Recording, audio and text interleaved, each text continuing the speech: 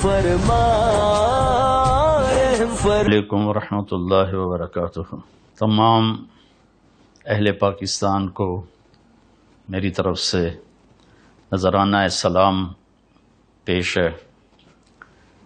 14 اگست کے حوالے سے بات کرنی تھی، جب اللہ نے ہمیں ایک بہت خوبصورت خطہ دیا، بہت مبارک ملک دیا، جو جغرافیائی لحاظ سے بھی اس کی بہت خوبصورت اللہ تعالیٰ نے ہمیں یہ اس کی جگہ دی، اور دنیا اور اسباب کے لحاظ سے بھی اللہ تعالیٰ نے اس ملک کو مالا مال کیا۔ لیکن میں چاہتا ہوں تھوڑی سی آپ کو تاریخ بتاؤں کہ اسلام ہندوستان میں کیسے آیا۔ سب سے پہلے محمد بن قاسم رحمۃ اللہ علیہ، انہوں نے 92 ہجری میں سندھ پر حملہ کیا، جب راجہ داہر کے ڈاکوؤں نے مسلمانوں کا ایک قافلہ لوٹ لیا، بحری جہاز۔ تو اس کے بدلے میں مسلمانوں کی طرف سے لشکر کشی ہوئی، اور محمد بن قاسم رحمۃ اللہ علیہ ملتان تک پہنچے۔ ان کے پاس 12,000 کا لشکر تھا، لیکن جب وہ ملتان پہنچے وہ لشکر 1 لاکھ ہو چکا تھا، کہ مقامی لوگ فوج کے اخلاق اور محمد بن قاسم کی سیرت سے اتنے متاثر ہوئے کہ وہ جوک در جوک مسلمان ہوتے چلے گئے، اور ملتان جب پہنچے تو وہ 1 لاکھ میں تبدیل ہو چکے تھے۔ تو سب سے پہلے سرزمین ہند میں اسلام کی حکومت قائم ہوئی۔ ادھر ہندوستان کے ساحلی علاقوں پر تاجروں کی وجہ سے اسلام پھیل چکا تھا، لیکن باقاعدہ جو حکومت قائم ہوئی وہ سندھ میں ہوئی۔ اس کے بعد اللہ کے نیک بندے صوفیاء کرام آتے رہے اور دعوت دین دیتے رہے، اور ان کے ذریعے سے لوگوں میں اسلام کی بارے میں بیداری ہوئی، اور انہوں نے قبول کرنا شروع کیا اپنی خوشی سے۔ اوپر جو ہندوستان ہے، جس کو اتر پردیش کہتے ہیں، وہاں جو اسلام کی حکومت قائم ہوئی وہ شہاب الدین غوری رحمۃ اللہ علیہ نے حکومت کو قائم کیا۔ اس سے پہلے محمود غزنوی نے 17 حملے کیے، لیکن انہوں نے کوئی حکومت قائم نہیں کی، بلکہ بس فتح کر کے واپس چلے جاتے تھے۔ البتہ بھیرا تک، ملتان تک انہوں نے اپنی حکومت کو وسیع کیا، کہ اس وقت ملتان میں ایک کافر طبقہ تھا جو کہتا ہم مسلمان ہیں، قرامطہ، لیکن وہ بہت ہی گندے سفاک لوگ تھے، تو ان کو محمود غزنوی نے صاف کیا۔ پھر 1191 صدی میں ہندوستان کا سب سے بڑا حکمران پرتھوی راج تھا۔ ہندوستان میں راجے مہاراجے بہت سارے تھے، صرف 2 کی حکومت قائم ہوئی پورے ہندوستان پر، ایک جلال الدین اکبر اور ایک اورنگزیب عالمگیر۔ تو 1190 میں شہاب الدین غوری اور پرتھوی راج کی لڑائی ہوئی تراوڑی کے میدان میں، جس میں شہاب الدین غوری کو شکست ہوئی، اور وہ زخمی ہو کر گر رہا تھا۔ پیچھے سے ایک ترک سپاہی نے اپنے گھوڑے سے چھلانگ لگائی اور ان کو یوں پکڑا، اور گھوڑا لے کر وہ لشکر کو چیرتا ہوا نکل گیا، جان بچ گئی۔ اس کے بعد وہ سارا سال بستر پہ نہیں سویا، اور جو بھاگے تھے ان کو بڑی سزائیں دی اس نے۔ پھر 1191 میں وہ اپنا لشکر لے کر دوبارہ نکلا، اور اسی میدان میں ٹھہرا جہاں پہلی جنگ ہوئی تھی۔ تو پرتھوی راج اس دوران تیاری کے بغیر مطمئن رہا کہ میں نے شکست دے دی ہے، اب میرا کوئی کیا بگاڑ سکتا ہے، تو وہ اس میں تھوڑی سستی آ گئی۔ جب لشکر آمنے سامنے ہوئے تو پرتھوی راج نے کہا تم چلے جاؤ، ورنہ تمہارا یہی حال کروں گا جو پہلے کیا تھا۔ تو شہاب الدین غوری نے اپنا لشکر ہٹا لیا، اتنی دور تک کہ وہ نظر آنا بند ہو گیا، اور پھر صبح سے پہلے اس نے اپنے لشکر کو حملے کا حکم دیا۔ اس وقت پرتھوی راج کا لشکر اپنی پوجا پاٹ میں تھا، تو انہوں نے حملہ کیا، تو اس میں پرتھوی راج قتل ہوا اور ان کو شکست ہوئی۔ اس کی عمر 42 سال تھی۔ تو پھر شہاب الدین غوری رحمہ اللہ تعالی اجمیر گئے، پھر دہلی گئے، وہاں اپنی پوری ایک ٹیم بنائی، اور قطب الدین ایبک ان کا غلام تھا۔ شہاب الدین غوری کی اولاد نہیں تھی، تو انہوں نے قطب الدین ایبک کو اپنا غلام بنایا ہوا تھا۔ تو انہوں نے اپنا پایا تخت لاہور بنایا، اور دہلی میں التمش تھا ان کا غلام، اس کو بٹھایا، اور ملتان میں ناصر الدین قباچہ تھا، اس کو بٹھایا۔ شہاب الدین غوری واپس افغانستان جا رہے تھے، راستے میں چکوال کے قریب رات میں وہاں کے مقامی لوگ گکھڑ تھے، انہوں نے حملہ کیا، اور اس میں شہاب الدین غوری شہید ہو گئے۔ تو قطب الدین بھی کوئی زیادہ حکومت نہیں کر سکے، 4 سال حکومت کی، اور ان کا انتقال ہو گیا۔ میں جب لاہور پڑھتا تھا سینٹرل ماڈل اسکول، تو انارڈلی کے پیچھے ایک گلی تھی، وہاں سے گزرتے تو ایک قبر جس میں محلے والے کوڑا پھینکتے تھے، وہ قبر ہوتی تھی۔ تو ایک دفعہ غور سے پڑھا تو وہ قطب الدین ایبک کی قبر تھی۔ پھر ضیاء الحق مرحوم نے اسے وسیع کیا اور مکان خرید کے ڈھا کے بڑا اچھا خوبصورت ان کا مقبرہ بنایا۔ اس کو خاندان غلامہ کہتے ہیں۔ پہلا خاندان جس نے حکومت کی وہ خاندان غلامہ ہے، کہ اصل غلام تھے سارے اور حکومت میں آ گئے تو خاندان غلامہ کہتے ہیں۔ التمش اتنا نیک آدمی تھا، جب خواجہ قطب الدین بختیار کاکی کا انتقال ہوا تو انہوں نے وصیت کی میرا جنازہ وہ پڑھائے جس کی تہجد فوت نہ ہوئی ہو اور جس کی عصر کی سنتیں فوت نہ ہوئی ہوں، میرا جنازہ وہ پڑھائے۔ تو سناٹا چھا گیا، میت سامنے اور کوئی نکلتا ہی نہیں، چونکہ عصر کی سنتیں تو غیر موقدہ ہیں، کوئی پڑھے نہ پڑھے۔ تو جب کوئی بھی نہیں نکلا تو پھر ایک آدمی منہ لپیٹے ہوئے روتا ہوا باہر نکلا کہ میرے پیر نے میرا راز فاش کر دیا۔ وہ سلطان التمش تھا جس نے جنازہ پڑھایا کہ میری نہ کبھی عصر کی سنتیں قضا ہوئی ہیں نہ تہجد قضا ہوئی ہے۔ ان کے پاس ایک دفعہ غلاموں کی ایک جماعت لائی گئی، تو انہوں نے 19 غلام سلیکٹ کیے اور 20واں چھوڑ دیا۔ اس کا قد بھی چھوٹا تھا اور شکل بھی اچھی نہیں تھی، باقی 19 اس نے خرید لی۔ تو وہ غلام جس کو انہوں نے رد کیا، اس نے کہا بادشاہ سلامت، آپ نے یہ غلام کس لیے خریدے ہیں؟ کہنے لگے اپنے لیے۔ مجھے اللہ کے لیے خرید لو۔ تو اس کو یہ جواب بڑا پسند آیا اور اس نے اس کو بھی خرید لیا۔ اس کا نام تھا غیاث الدین۔ تو جب یہ التمش کی سلطنت عرصہ چلی، اس میں اس کی ناصر الدین بہت نیک آدمی تھا، اور اس کی بیٹی رضیہ سلطانہ التونیہ سے شادی کر کے حکومت کی کوشش کی، لیکن قائم نہ ہو سکی۔ ترک سردار عورت کی حکمرانی پر سیخ پا ہو گئے، پھر وہ لڑائی میں بھاگ گئی، پھر قتل ہو گئی۔ تو اس کے بعد غیاث الدین بلبن حکمران بنا۔ غیاث الدین بلبن اس وقت دیپال پور میں گورنر تھا، تو وہاں جب شور شرابہ ہوا، سلطنت کمزور ہوئی، تو وہ یہاں سے گیا اور اس نے دہلی کے تخت پہ قبضہ کیا، اور اس نے 20 سال حکومت کی۔ اور غیاث الدین بلبن کا یہ احسان ہے ہندوستان کے مسلم نان مسلم پر کہ اس نے واحد بادشاہ جس نے تاتاریوں کے حملوں کو ناکام بنایا، اور تاتاری ہر دفعہ شکست کھا کے پیچھے ہٹے، واپس بھاگے۔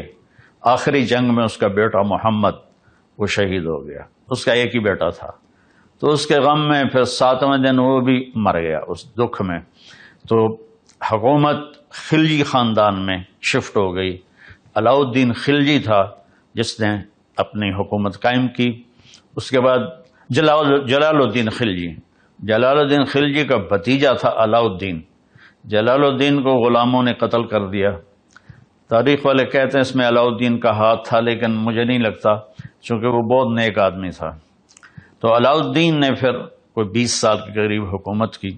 وہ بھیس بدل کے بازاروں میں پھرتا تھا اور چیزوں کے بھاؤ دیکھتا تھا، لوگوں کے حال پوچھتا تھا۔ تو خلجی خاندان جب ختم ہوا تو اس کے بعد آیا تغلق خاندان. تغلق میں محمد تغلق واحد بادشاہ ہے. وہ تھا سر پھرا، چھوٹی چھوٹی بات پہ قتل کرا دیتا، لیکن وہ واحد بادشاہ ہے جس نے علماء کو کہا خانقاہوں سے نکلو، مسجدوں سے نکلو اور جا کر اسلام کی تبلیغ کرو، تم بیٹھ کے کھاتے رہتے ہو. تو اس نے دعوت اسلام شروع کروائی محمد تغلق نے. تو تغلق کے دور میں 1398 میں وہ بدماش تیمور آیا جو ادھر سے کلات کے راستے سے آیا، ملتان کو تباہ کیا. یہ میرا چھوٹا سا قصبہ تو لمبا ہے، اس کی اینٹ سے اینٹ بجا دی. پھر وہاں سے وہ بٹھنڈا کی طرف نکلا، اسے تباہ کیا. بٹھنڈا سے دہلی پہنچا، اسے تباہ و برباد کر دیا. وہ اس کی عادت تھی، وہ پہلے دن جب لشکر گھیرا ڈالتا تھا نا شہر کا تو سفید جھنڈا لہراتا تھا. اس کا مطلب تھا کہ ہم سے صلح کر لو، ہم سے لو، تمہارا مال لوٹیں گے، تمہیں کچھ نہیں کہیں گے. اگر وہ اس پہ نہیں آتے تو دوسرے دن وہ سرخ جھنڈا لہراتا تھا کہ میں صرف فوجیوں کو قتل کروں گا، عوام کو کچھ نہیں کہوں گا، تم ہتھیار ڈال دو. تیسرے دن وہ کالا جھنڈا لہراتا تھا کہ اب میں نہ کوئی بچہ چھوڑوں گا، نہ کوئی بچی، نہ عورت، نہ مرد. تو اس نے دہلی پہ حملہ کیا، آگ لگا دیتا تھا شہروں کو اور زندہ لوگوں کو دفن کروا دیتا تھا اور اپنے دشمنوں کو زندہ کڑا کے تیل میں ڈال کے اپنے سامنے جلا دیتا تھا اور لوگوں کی کھال اتروا دیتا تھا. تو 1398 میں وہ اصل میں اس نے چین پہ حملے کا ارادہ کیا. تو اس نے کہا پیسہ کہاں سے ملے گا؟ تو اس کے مشیروں نے کہا کہ ہندوستان بہت مالدار ہے، یہاں لوٹ مار کرنے آیا تھا. تو اس کے بعد 1,00,000 قیدی بنا کے واپس گیا اور سادات کو حکومت دے گیا، سادات خاندان کی حکومت. میں مختصر بتا رہا ہوں تاکہ آپ کے سامنے ایک تصویر آ جائے. تو واپس جا رہا تھا تو اس کو سفر میں دشواری پیش آئی کہ 1,00,000 آدمیوں کو لے کے چلا انہوں نے کہ سب کے سر اڑا دو تاکہ ہم آسانی سے سفر کر سکیں. سب کے سر اڑا دی.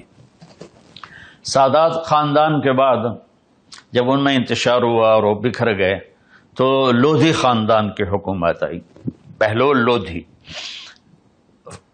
تغلق میں فیروز تغلق بہت بڑا بادشاہ تھا. یہ جو مقبرہ بنا ہوا ہے ملتان میں شاہ رخ العالم رحمۃ اللہ علیہ کا، یہ فیروز نے اپنے لیے بنوایا تھا، لیکن جب شاہ رخ العالم کا انتقال ہوا تو اس نے کہا ان کو یہاں دفن کیا جائے.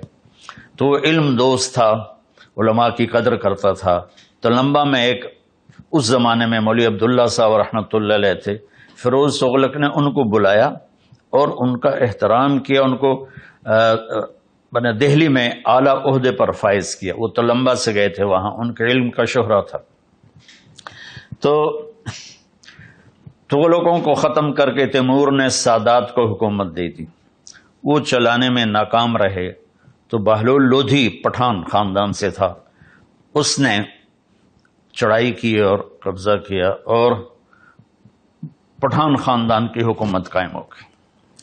تو اس کا آخری بادشاہ تھا ابراہیم لودھی.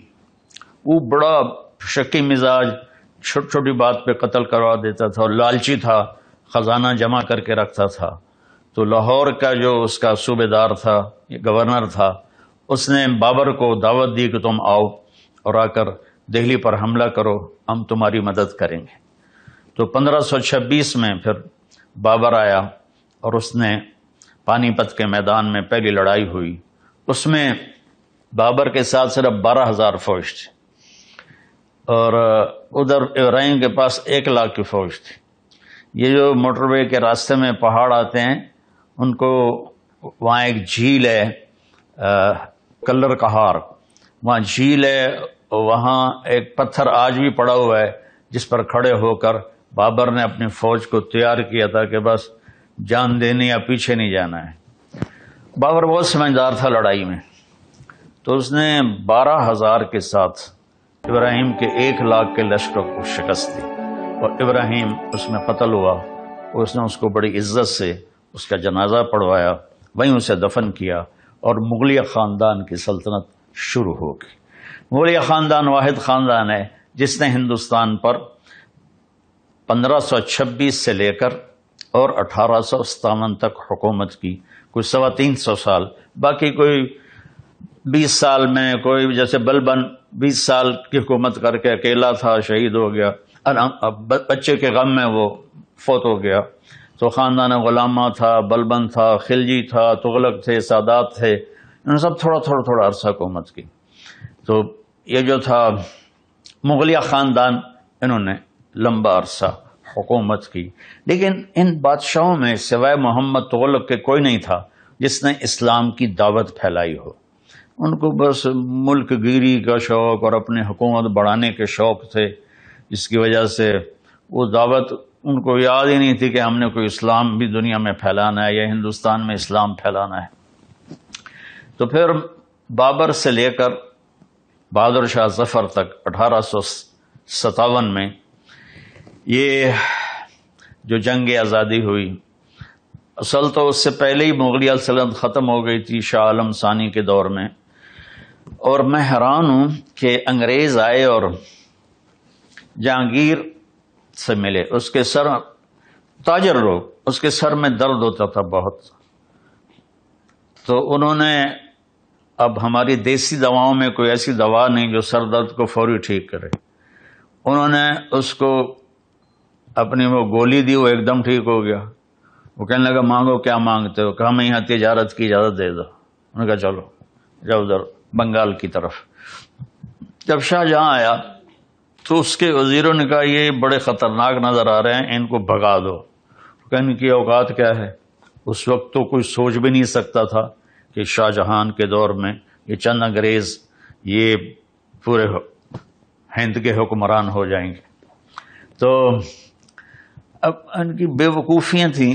شاہ جہان کی بیوی تھی ممتاز محل، اس کا 14واں بیٹا پیدا ہوا، تو وہ اس میں درد ذہ میں وہ فوت ہو گئی، اور مرتے ہوئے اس نے کہا میرا ایسا مقبرہ بنانا کہ دنیا میں کسی کا ایسا مقبرہ ہی نہ ہو۔ تو اس نے اس وقت کے 30 کروڑ سونے کے سکے اس مقبرے پر لگائے بنانے میں، وہ آج کے کھربوں روپے بن جاتے۔ اس سے تو پتہ نہیں وہ لوگوں کی فلاحی کام کتنے کر سکتا تھا، کتنے کام کروا سکتا تھا۔ اور جہانگیر سے زوال شروع ہوا کہ جہانگیر نے دکن میں حکومت تھی عادل شاہی، تو جہانگیر کو تھا کہ میں سارا ہندوستان فتح کروں، اکبر عادل شاہی کو فتح نہیں کر سکا تھا۔ تو جہانگیر وہاں 25 سال وہاں بیٹھا رہا اور دہلی کا پایا تختہ چھوڑ دیا، وہیں اس کی موت ہوئی، وہیں اس کی قبر بنی، ویران قبر ہے، کوئی جاتا ہی نہیں ہے، کسی کو پتہ ہی نہیں ہے یہ عالمگیر ہے جس نے 50 برس ہندوستان پہ حکومت کی۔ اس کے بعد زوال شروع ہو گیا، اور آہستہ آہستہ آہستہ آہستہ آہستہ آہستہ ادھر 1757 میں انگریزوں نے سراج الدولہ کو شکست دی۔ سراج الدولہ رات عورتوں کے رقص دیکھتا تھا اور دن میں 12 بجے اٹھتا تھا، اور لارڈ کلائیو جو تھا وہ تہجد میں گھوڑے پہ سوار ہوتا تھا اور دن ڈوبنے پر گھوڑے سے اترتا تھا۔ تو ایسے لوگ کہاں کامیاب ہو سکتے ہیں؟ تو اس نے صرف 3000 کے لشکر کے ساتھ 50,000 کے لشکر کو شکست دی، اس میں میر جعفر ساتھ مل گیا تھا 1757 میں۔ اور مزے کی بات یہ ہے کہ اس نے جو لیے فوجی وہ ہندو فوجی تھے، یعنی کوئی ہندو کوئی مسلمان، ہندوستان کی فوج سے ہندوستان کو فتح کیا۔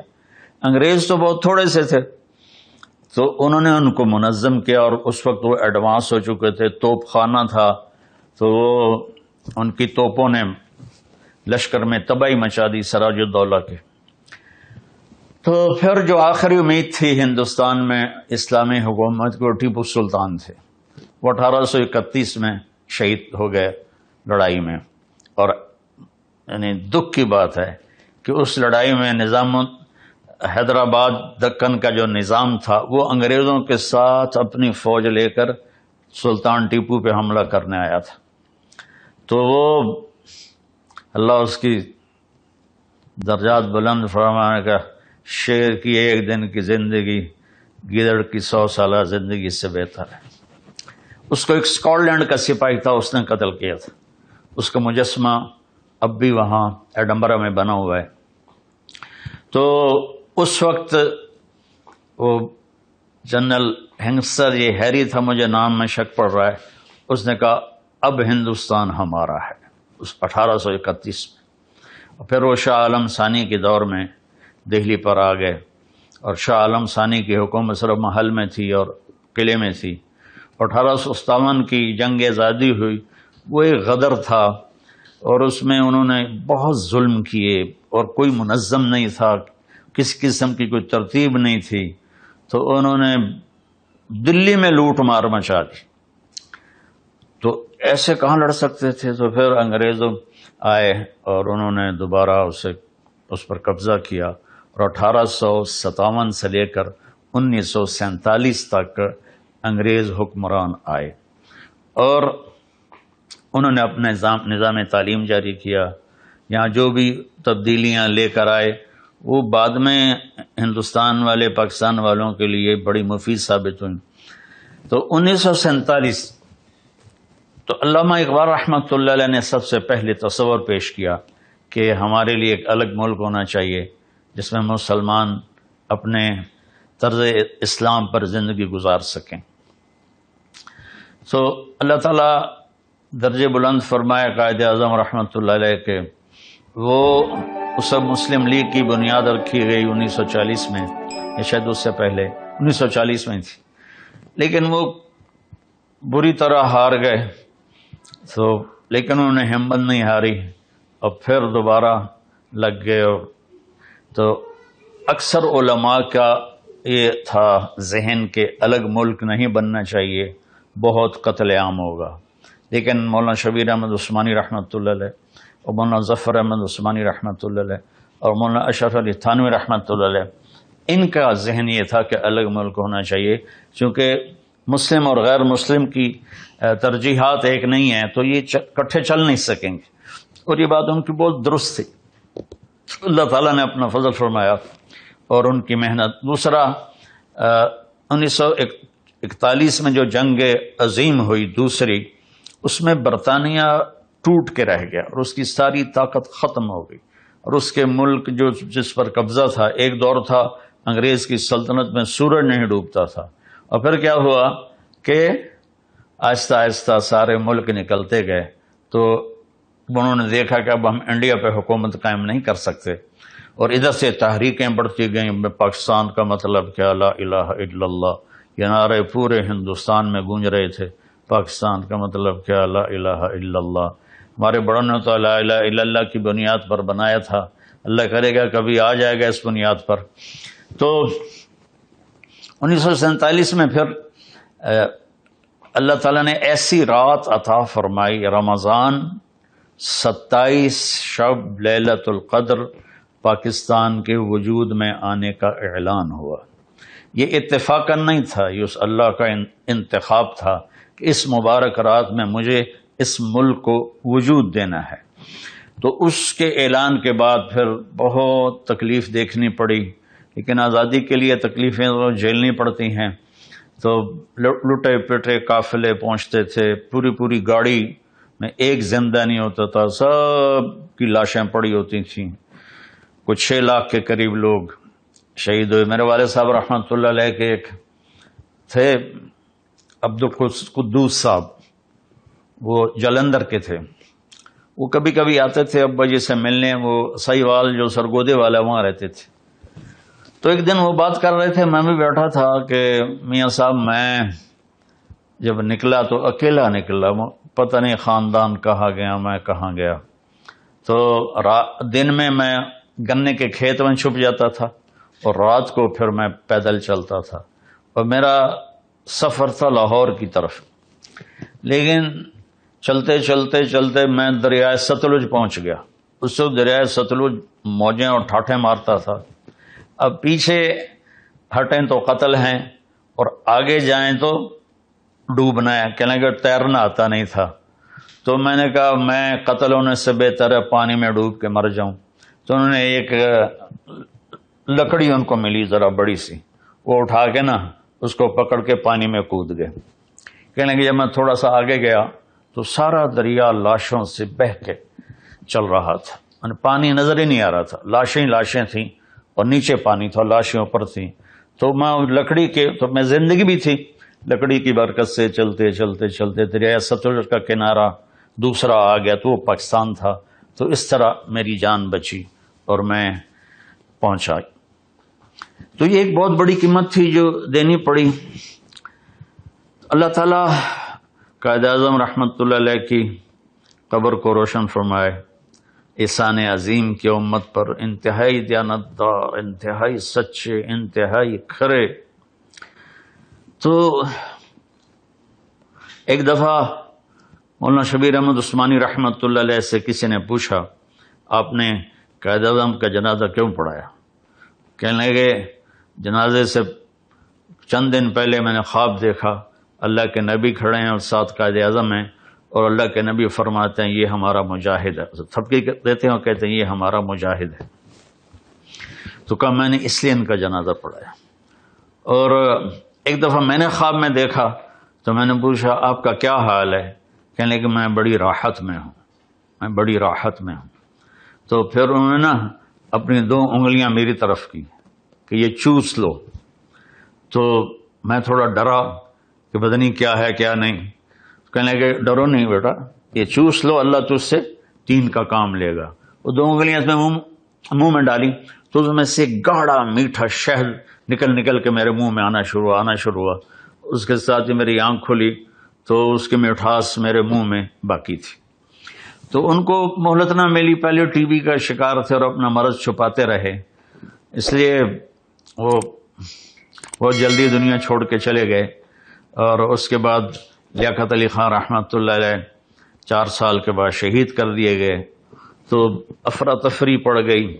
میں یہ بتانا چاہتا ہوں کہ یہ خطہ جنت کا ٹکڑا ہے، بے نظیر ہے، ساحل اعلیٰ ہیں، دریا ہیں، پہاڑ اتنے خوبصورت ہیں کہ دیکھ کے عقل دنگ رہ جاتی ہے۔ سوئٹزرلینڈ لوگ بھول جائیں اگر ہمارے پہاڑوں کے راستے ٹھیک ہوتے تو پوری دنیا یہاں آتی، اور ٹورزم سے پاکستان کی کمائی کہاں سے کہاں چلی جاتی۔ تو اللہ تعالیٰ نے اور ہمیں 4 موسم دیے ہیں، 4 موسم دیے ہیں، زمین کے اندر خزانے دیے ہیں، اور زمین اتنی زرخیز ہے کہ پوری دنیا میں بہت کم ملک ایسے ہوں گے جن کے پاس ایسی زمین ہو جو اللہ تعالیٰ نے ہمیں دی ہے، معدنیات دی ہیں۔ ان کی حفاظت ہم کر لیں تو سارے قرضے بھی اتر جائیں گے اور تھوڑا ملک بھی خوشحال ہو جائے گا۔ تو اور 3 بڑے پہاڑی سلسلے پوری دنیا کے جو سب سے بڑے پہاڑی سلسلے ہیں وہ گلگت کے راستے میں آ کر اکٹھے ہوتے ہیں، ایک کراکرم، ایک ہندوکش اور ایک ہمالیہ۔ یہ 3 پہاڑی سلسلے آ کر یوں ملتے ہیں، پوری دنیا میں یہ نظیر کہیں نہیں ملتی کہ دنیا کے سب سے بڑے پہاڑی سلسلے وہ آ کر یہاں ملتے ہوں۔ تو میرے بھائیو، اصل میں چیز جب بگڑتی ہے جب انسان بگڑتا ہے، اور چیز اس وقت بنتی ہے جب انسان بنتا ہے۔ پیشے خراب نہیں ہوتے سوائے حرام کے، کوئی شراب بیچ رہا ہے، کوئی جوا کھلا رہا ہے، کوئی اس قسم کے کام کر رہا ہے، تو جو پیشے بگڑے ہیں وہ تو بڑے اچھے ہیں، لیکن اس میں جو چلا رہے ہیں نا وہ ان سے بھول ہو گئی اور وہ اپنے مقصد سے پیچھے ہٹ گئے اور اللہ تعالیٰ کو بھلا دیا، آخرت کے حساب کو بھلا دیا، جنت کا شوق مٹ گیا، جہنم کا خوف مٹ گیا۔ تو بھائیو 14 اگست ہم منائیں۔ وہ ہمارے نوجوان بچے وہ سیلنسر اتار کے مال روڈ پہ چلتے ہیں اور شور مچاتے ہیں، کئی مر جاتے ہیں، یہ خوشی نہیں ہے۔ ہم 14 اگست اس طرح منائیں کہ آج کے بعد ہم جھوٹ نہیں بولیں گے، آج کے بعد ہم دھوکہ نہیں دیں گے، آج کے بعد ہم کسی سے برا سلوک نہیں کریں گے، آج کے بعد ہم رزق حرام نہیں کمائیں گے، رزق حلال کمائیں گے، اپنے والدین کی خدمت کریں گے، بہن بھائیوں سے اچھا سلوک کریں گے، اپنی بیوی کے ساتھ حسن سلوک کریں گے، سسرال کے ساتھ حسن سلوک کریں گے، بیوی اپنے خامدوں سے اچھا سلوک کریں گی، ان کے ماں باپ کو عزت دیں گی۔ یہ وہ چیزیں ہیں جس سے ہمارا ملک خوبصورت بن جائے گا۔ میں ایک حدیث سناتا ہوں، اگر ہم اس کو لے لیں تو پورا معاشرہ ٹھیک ہو جائے۔ ہمارے نبی وضو فرما رہے تھے تو صحابہ وضو کا پانی نیچے سے پکڑ لے کر کوئی منہ پہ مل رہا تھا، کوئی پی رہا تھا، کوئی ادھر مل رہا تھا، کوئی ادھر مل رہا تھا. تو آپ نے فرمایا یہ کیوں کر رہے ہو؟ کہ یا رسول اللہ آپ کی محبت میں کر رہے ہیں. آپ نے فرمایا محبت ایسے تھوڑا ہی ہوتی ہے، میں بتاتا ہوں مجھ سے محبت کرنے والا کون ہے. جو 3 کام کرے گا وہ ہے مجھ سے اور اللہ سے محبت کرنے والا، اور اس کو بشارت ہے کہ اللہ اس کا رسول بھی اس سے محبت کریں گے. تو انہوں نے فرمایا یا رسول اللہ فرمائیے. آپ نے فرمایا فَلْيَصْدِقِ الْحَدِيثَ إِذَا حَدَّثَ، زندگی میں جھوٹ نہ بولے، زندگی میں جھوٹ نہ بولے، سچ بولے. وہ ہے مجھ سے پیار کرنے والا، وہ ہے جس سے میں اور میرا رب بھی پیار کریں گے. فَلْيُؤَدِّ الْأَمَانَةَ إِذَا اؤْتُمِنَ، کبھی کسی کو دھوکہ نہ دے. حضرت عمر رضی اللہ تعالیٰ عنہ کا فرمان ہے کہ لوگوں لا يغرنكم تنطنة الرجل بالليل في صلاته ان الرجل من ادى الامانة اذا اؤتمن ومن سلم المسلمون من لسانه ويده. کہ لوگوں کسی کو تہجد میں دیکھو بڑی آہیں بھر رہا ہے اور بڑا رو رہا ہے، سجدے میں اس کے آنسو نکل رہے ہیں اور قرآن قیام میں اس کے آنسو نکل رہے ہیں، تو یہ تمہیں دھوکہ نہ لگے، ایک بڑی وڈی سرکار ہے. بڑا کون ہے؟ جو کسی کو دھوکہ نہ دے اور جو کسی کو تکلیف نہ پہنچائے، وہ سب سے بڑا انسان. ایک صحابی نے عرض کی یا رسول اللہ، اچھا میں وہ 2 باتیں بتا رہے، تیسری بات میں بتاتا ہوں. تو آپ نے فرمایا میرا امتی ہر گناہ کر سکتا، 2 کبھی نہیں کرے گا. ایک جھوٹ نہیں بولے گا، ایک دھوکہ نہیں دے گا. ایک جھوٹ نہیں بولے گا، ایک دھوکہ نہیں دے گا. میں دوبارہ دہراتا ہوں، ایک جھوٹ نہیں بولے گا، ایک دھوکہ نہیں دے گا. ہم اپنے ملک سے جھوٹ کیسے نہ، حکومت تو نہیں نکال سکتی، ہم نے نکالنا ہے. ہم اپنے ملک سے دھوکے بازی تو نہیں نکال سکتے، حکومت کوئی دھوکے بازی نہیں نکال سکتی. ہر جگہ کہاں پہرے لگائیں گے، چاہے کسی کو بٹھا دو. ہم نے خود دھوکے بازی کو، فراڈ کو ختم کرنا ہے. اور تیسری بات آپ نے فرمائی فَلْيُحْسِنْ جِوَارَ مَنْ جَوَرَهُ، سبحان اللہ. آپ نے فرمایا اور تیسری مجھ سے محبت کی نشانی یہ ہے کہ مجھ سے محبت کرنے والا اچھے اخلاق والا ہوتا ہے اور وہ پڑوسیوں کے ساتھ بہت اچھا سلوک کرتا ہے اور ان کی تکلیف کو برداشت کرتا ہے. یہ حسن اخلاق ہے، حسن خلق ہے. تو جس سے ہمارا ملک جنت کا ٹکڑا بن جائے گا. ہمارے ملک میں شہد کی نہریں بہیں تو بھی شاداب نہیں ہوگا، سونے چاندی کی بارش ہو تو بھی شاداب نہیں ہوگا. انسانوں کے اندر سے یہ صفات نکلیں، سچ بولیں، جھوٹ نہ بولیں، دینداری سے کریں، دھوکہ نہ دیں، اچھا سلوک کریں. پڑوسی ہندو ہے، مسلم ہے، وہ غیر مسلم ہے، جو بھی ہے ان سے اچھا سلوک کرنا. عبداللہ بن عمر رضی اللہ عنہ کے پڑوس میں ایک یہودی رہتا تھا. ان کے گھر میں مہینے میں 1 دفعہ گوشت پکتا تھا. تو جس دن گوشت پکتا تو فرماتے بھائی ہمارے پڑوسی کو پہنچایا ہے؟ تو گھر والے کہتے جی نہیں، پہلے آپ کھا لیں. کہ نہیں، پہلے میرے پڑوسی کو بھیجو. یہودی، اس کے بعد میں کھاؤں گا. اس کو بھیجتے، اس کے بعد کھاتے تھے. تو ملک انسان چلاتے ہیں، اور انسان اگر بگڑ جائے تو سارا ملک بگڑ جاتا ہے. انسان سدھر جائے تو سارا ملک سدھر جاتا ہے. اور سدھار کیسے آتا ہے؟ وہ ہے اللہ اس کے رسول کی اطاعت. من یطع اللہ ورسولہ فقد فاز فوزا عظیما. جو اللہ اس کے رسول کی اطاعت کرتا ہے وہ بہت بڑی کامیابی کو لے لیتا ہے. چونکہ میرے بھائی بہنوں، میرے بچوں، ہماری صرف یہی زندگی نہیں ہے، زندگی موت کے بعد شروع ہوتی ہے. اور پتہ نہیں کہاں کس وقت میں اللہ تعالی ہمیں بلا لے، اٹھا لے. تو ہم ان صفات سے جب مزین ہو کر پہنچیں گے اللہ کے دربار میں تو آسمان کے فرشتے بھی خوش ہوں گے اور اللہ کا عرش بھی خوش ہوگا اور اللہ بھی خوش ہوگا. اور اللہ یا ایتھا النفس المطمئنہ ارجعی الی ربک راضیۃ مرضیہ فادخلی فی عبادی وادخلی جنتی. اللہ کہے گا اے نیک روح، اے میرے نیک بندے، آ جا اپنے رب کے پاس، میری جنت میں چلا جا، میرے نیک بندوں میں داخل ہو جا. انسان دنیا میں آئیڈیل لائف ڈھونڈتا ہے. ایک بادشاہ نے بہت بڑا گھر بنایا، بہت عالی شان بنایا. تو اس نے اپنے مشیر بلوائے، عوام بلائی کہ میرا محل کیسا ہے. سب نے کہا بہت اچھا ہے، بہت اچھا ہے. 2 آدمیوں پہ نظر پڑی، وہ بول نہیں رہے تھے، خاموش تھے. تو بادشاہ نے ان کو متوجہ کیا، بھائی آپ کچھ نہیں بولے، کچھ آپ بھی بتاؤ. کہنے کہ بادشاہ سلامت اس محل میں کوئی عیب نہیں، بس 2 ہیں چھوٹے چھوٹے عیب، وہ نکل جائیں تو پھر اس جیسا کوئی دنیا میں محل ہے ہی نہیں. کہ کیا ہے؟ سب نے کہا کیا ہے، کیا کی نظر آیا تانوں؟ وینے کدھر سونا تانوں کی نظر آ گیا؟ کہنے کہ بادشاہ سلامت ایک تو عیب یہ ہے کہ اس گھر کا بنانے والا چھوڑ کے مر جائے گا، اور دوسرا عیب یہ ہے کہ ایک دن یہ محل اجڑ کے کھنڈر بن جائے گا. میں جب اسپین گیا تو میں غرناطہ گیا، تاریخ سے میری دلچسپی ہے. تو عبد الرحمن ثالث نے وہاں ایک محل بنایا تھا جو 25 سال میں بنا تھا، اور آج کا 4 کھرب روپے اس پہ لگا تھا. 4 کھرب. پوری چھت ہیروں سے جڑی ہوئی تھی، اور سارے پلر پر سونا اور اس میں ہیرے یاقوت تھے، اور اس میں نا پارے کے تالاب تھے. تو جب پارا تو ایسا ایسے ہوتا رہتا نا، ٹھہرتا نہیں.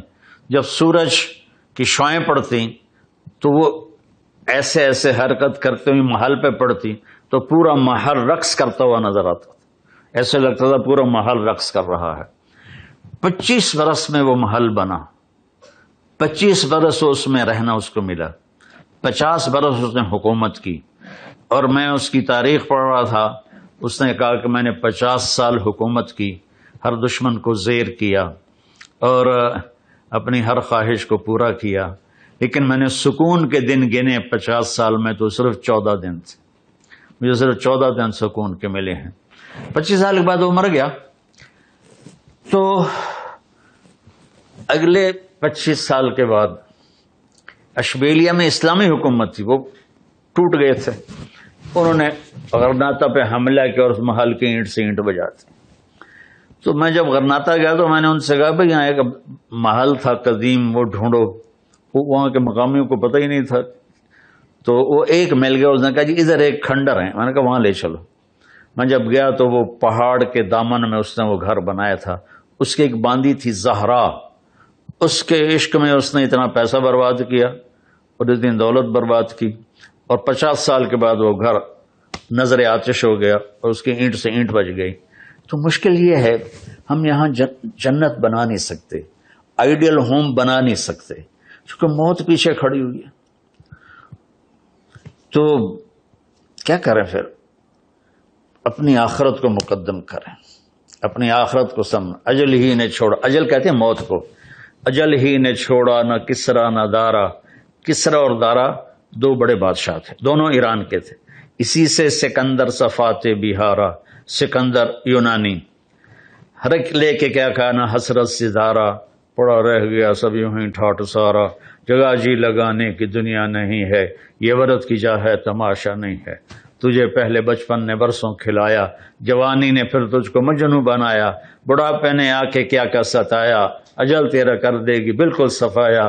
جگہ جی لگانے کی دنیا نہیں ہے، یہ ورد کی جا ہے تماشا نہیں ہے. یہی تجھ کو دھن ہے رہوں سب سے اعلیٰ، وہ زینت نرالی ہو فیشن نرالا. جیا کرتا ہے کیا یوں ہی مرنے والا، تجھے حسن ظاہر نے دھوکے میں ڈالا. جگہ جی لگانے کی دنیا نہیں ہے، یہ ورد کی جا ہے تماشا نہیں ہے. کیونکہ حرص و ہوس کو چھوڑ میاں، مت دیس بدیس پھرے مارا. کہ ذاک اجل کا لوٹے ہے دن رات بجا کر ناکارا. کیا بدیا بھینسا بیل شتر، کیا گونی پلہ سر بھارا. کیا گیہوں چاول موٹ مٹر، کیا آگ دوں اور انگارا. سب ٹھاٹ پڑا رہ جائے گا جب لا چلے گا بن جا رہا. اس میں پرانی اردو کے الفاظ سمجھ تو نہیں آئے ہوں گے، لیکن اس کا مقصد یہ ہے کہ دنیا فانی ہے، آخرت کو سامنے رکھو. سب سے آخری آدمی جو جنت میں جائے گا، جس کے پاس جو سمجھیے کہ سب سے چھوٹی جنت ہوگی، وہ آپ نے کہا میری امت سے ہوگا. اس کا نام ہوگا جوہینہ، اس کے قبیلہ بھی ہوگا جوہینہ. آپ نے کہا میں اب دیکھ رہا ہوں کہ وہ جہنم سے نکل رہا ہے اور جنت کی طرف اللہ اس کو لے جا رہے ہیں. وہ جنت کے دروازے پر آئے گا تو اللہ تعالیٰ کہیں گے جا. تو اللہ تعالیٰ اس سے نا دل لگی کریں گے، اس کی دل لگی کے لیے.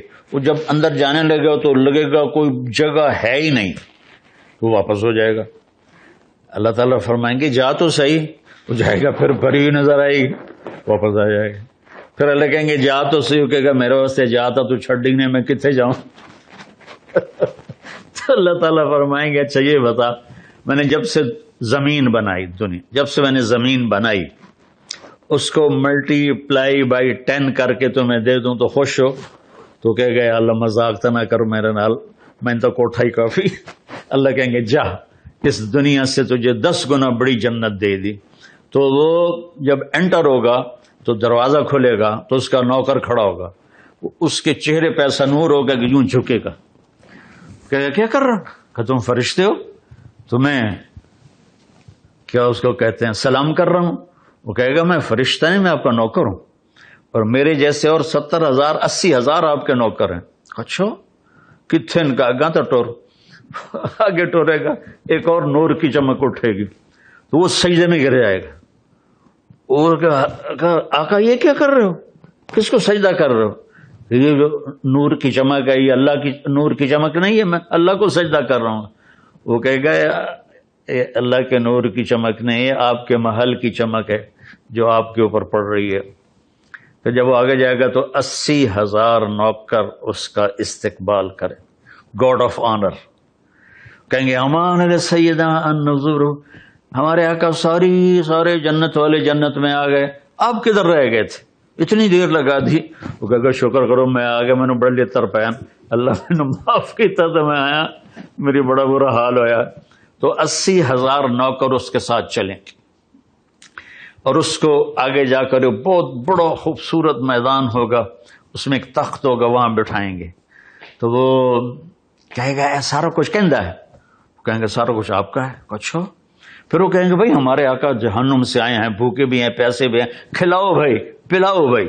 80,000 خادم، 80,000 ڈونگے اور 80,000 گلاس لے کر آئیں گے، ہر گلاس میں مشروب نیا ہوگا، ہر ڈونگے میں کھانا نیا ہوگا، اور وہ سارے کھا جائے گا، ڈکار بھی نہیں مارے گا کہ نہ اس کا اللہ تعالیٰ معدہ تھکائے گا۔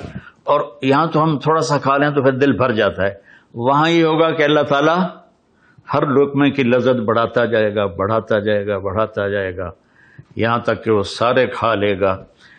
تو یہ تو سب سے چھوٹے درجے کا آدمی ہے، تو اوپر کی جنت الفردوس۔ تو میرے بھائی اللہ نے ہمیں دنیا میں پاکستان ایک جنت کا ٹکڑا دیا ہے، ہم اس سے وفا کریں۔ ہم کہتے ہیں حکمران برے ہیں، پہلے ہم برے ہیں۔ ہمارے بازاروں میں سچائی آ جائے، ہمارے بازاروں میں تاجر ٹیکس ادا کریں، ہمارے بازاروں میں تاجر کسی کو دھوکہ نہ دیں، ہمارے بازاروں میں تاجر وعدہ خلافی نہ کریں، ہمارے ذمہ دار اپنے خدام پر، اپنے نوکروں پر ظلم زیادتی نہ کریں، اور دفتروں میں بیٹھے والے افسران وہ رشوت نہ لیں، رزق حلال کمائیں۔ تو پھر سب مل کر اس ملک کو بنائیں گے۔ صرف حکومت نہیں بنا سکتی، حکومت مختصر سی ایک جماعت ہے، وہ ہر آدمی سے سچ کیسے بلوائے گی، ہر آدمی کو دیانتداری پہ کیسے لائے گی؟ تو بھائیو یہ اللہ تعالیٰ نے ایک بہت بڑی نعمت ہمیں دی ہے، ہم اس کی قدر کریں۔ اس کی مٹی میں ہمارے ماں باپ دفن ہیں، ہمارے دادا پردادا دفن ہیں۔ ہم تو ویسے مائگریٹڈ نہیں ہیں، ہم تو مقامی تھے، تو ہمارے تو صدیوں سے ہمارے بزرگوں کی قبریں یہاں ہیں۔ تو ویسے ہمارا نسب پرتھوی راج سے ملتا ہے، وہ جو میں نے سنایا شروع میں، چوہان، ہم راجپوت چوہان ہیں۔ تو ہم اس سے وفا کریں، اور زمینداروں سے کہتا ہوں اللہ کے واسطے محنت کرو۔ زمینیں ٹھیکے پہ دے دیتے ہیں، خود بیٹھے رہتے ہیں، پھر زمینیں بیچنے لگ جاتے ہیں، ماں باپ کی وراثت کو ایسے اڑا کے رکھ دیتے ہیں، یہاں تک کہ پھر سڑکوں پہ آ جاتے ہیں۔ تو محنت کرو۔ تاجر اللہ کی قسم جو سچائی میں دولت ہے وہ جھوٹ میں نہیں ہے، جو محنت میں عزت ہے وہ سستی میں نہیں ہے، جو حلال میں لذت ہے وہ حرام میں نہیں ہے۔ تو بھائیو ہم اس ملک کو خوبصورت بنائیں اور حسین بنائیں، لوگوں کے حقوق کا خیال کریں۔ اب بتاؤ مثلا مجھے تھوڑی دیر پہلے کل ہی ایک خاتون کا فون آیا کہ میں جوانی میں بیوہ ہوگی، میرا ایک ہی بیٹا تھا، میں نے اس کے لیے اپنے آپ کو وقف کر دیا، لیکن اب وہ مجھے ایسا ذلیل کرتا ہے کہ میرا دل ٹکڑے ٹکڑے ہو جاتا ہے۔ اب یہاں کون سی حکومت آ کر یہ کام ٹھیک کرے گی؟ تو اور جب میرے نبی سے پوچھا گیا یا رسول اللہ قیامت کب آئے گی؟ آپ نے کہا اللہ کو پتہ ہے. انہوں نے کہا یا رسول اللہ کو نشانی بتائیں. تو آپ نے فرمایا جب بیٹیاں بھی ماؤں کو ذلیل کریں گی تو قیامت آ جائے گی. بیٹے تو ہوتے ہیں سرکش، جب بیٹیاں بھی سرکش ہو جائیں گی اور ماؤں کو ذلیل کریں گی تو اللہ تعالیٰ قیامت کا ڈنکا بجا دے گا. تو گھر میں کون سا پیرا لگے، اپنی تربیت، اپنا خیال.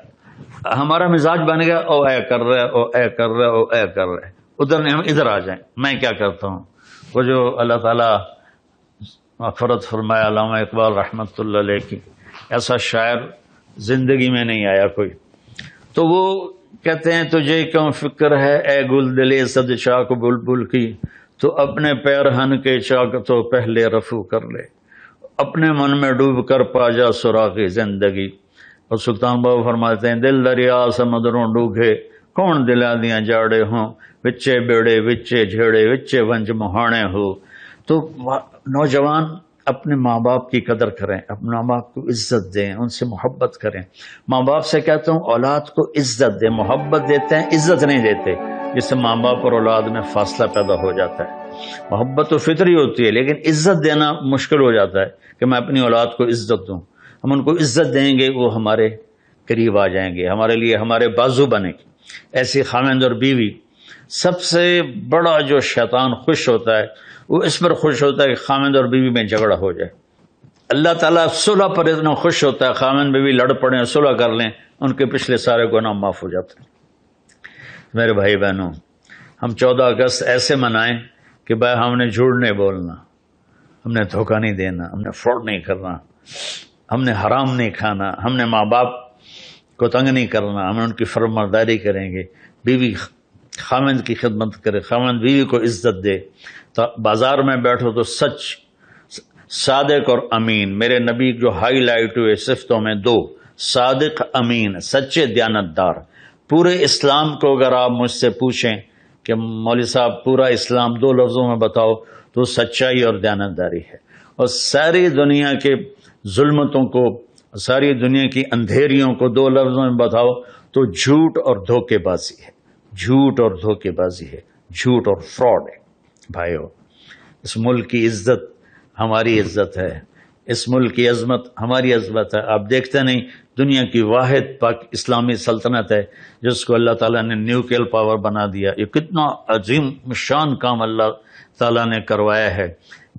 تو اللہ نے اتنا ٹیلنٹ رکھا ہے ہماری نسل میں اور ہمارے نوجوانوں میں کہ اتنی غربت کے بعد اور اتنے ہر قسم کے دھوکے بازی کے بعد اللہ تعالیٰ نے اس کو ایک عالمی طاقت بنایا اور اللہ تعالیٰ نے اس کو نیوکلیئر پاور بنایا اور اللہ تعالیٰ نے اس کی عزت کو بحال کیا، وقار کو بلند کیا.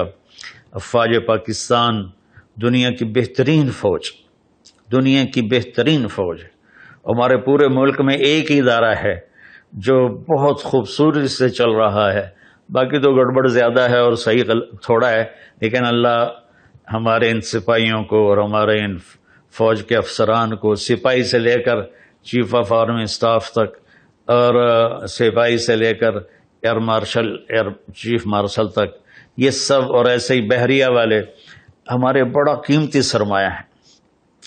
تو اللہ تعالیٰ نے ہمیں عزت دی ہے، ہمیں عزت کو بحال کریں. چونکہ جب فساد بڑھ جاتا ہے، گناہ بڑھ جاتے ہیں، پھر اللہ کی پکڑ آ جاتی ہے. تو اللہ تعالیٰ ہمیں عمل کی توفیق بخشے.